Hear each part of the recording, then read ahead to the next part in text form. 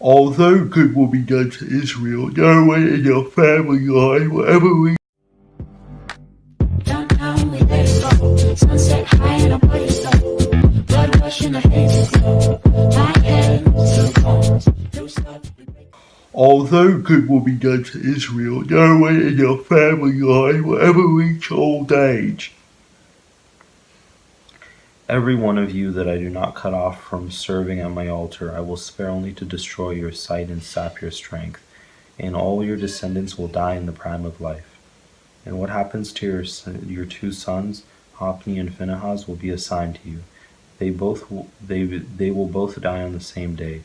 I will raise up for myself a faithful priest, who will do according to what is in my heart and mind. I will firmly establish his priestly house, and they will minister before my anointed one always.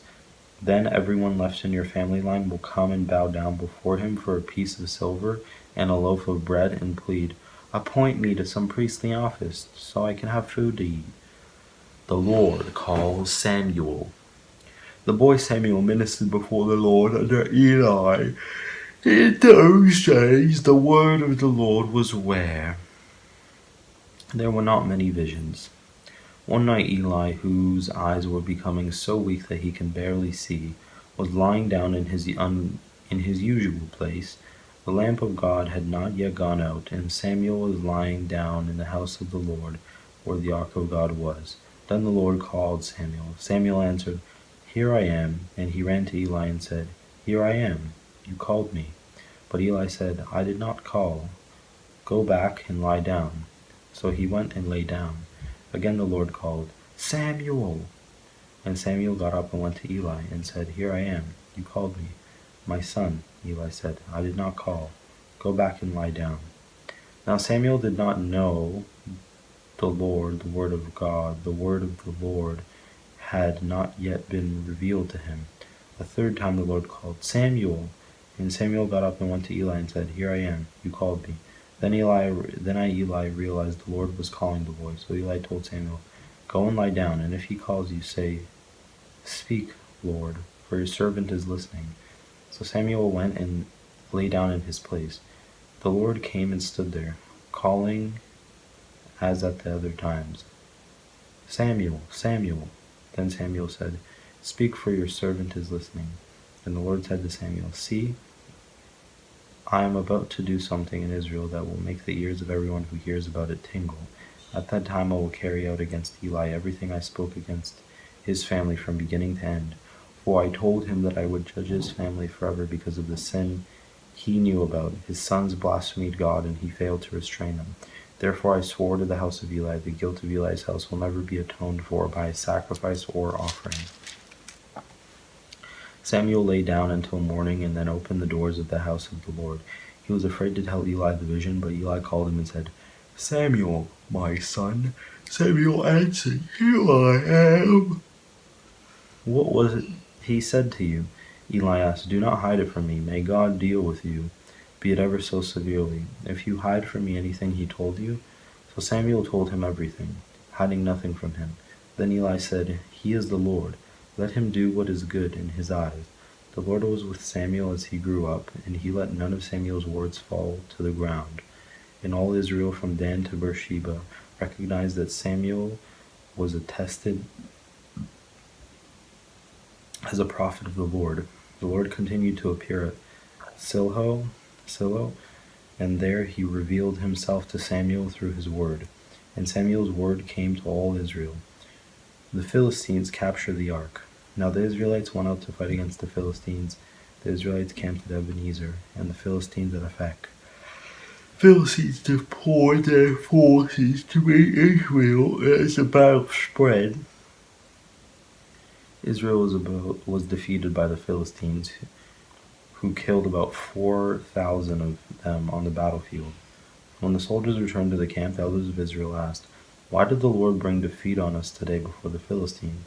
Let us bring the ark of the Lord's covenant from Silo, so that he may go with us and save us from the hand of our enemies."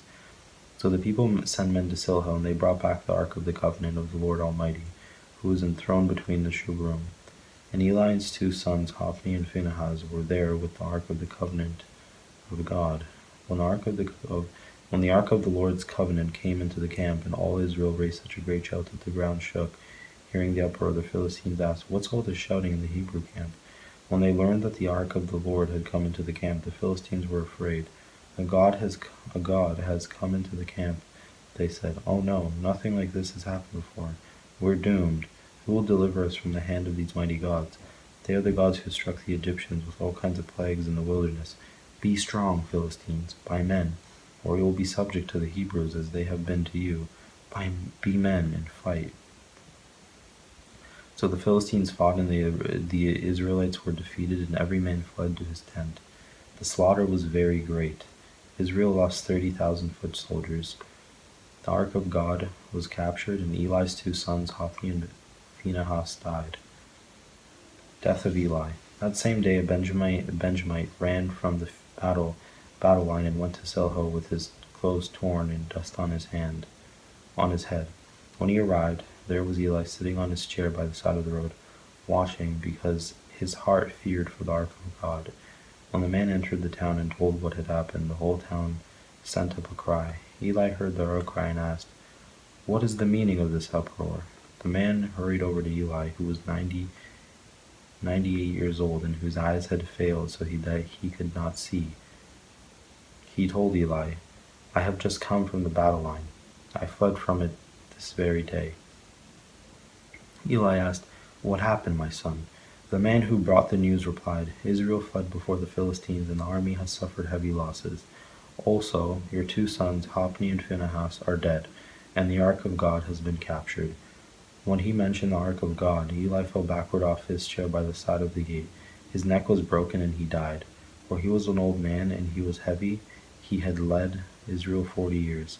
His daughter-in-law, the wife of Phinehas, was pregnant and near the time of delivery. When she heard the news that the ark of God had been captured and that her father-in-law and her husband were dead, she went into labor and gave birth, but she was overcome by her labor pains. As she was dying, the woman attending her said, "Don't despair, you have given birth to a son." But she did not respond or pay any attention. She named the boy Ichabod, saying, "The glory has departed from Israel."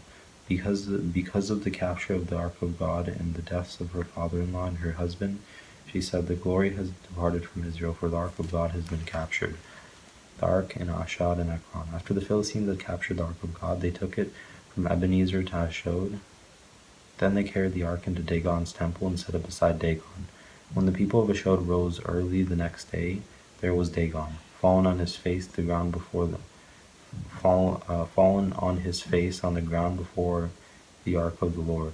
They took Dagon and put him back in his place.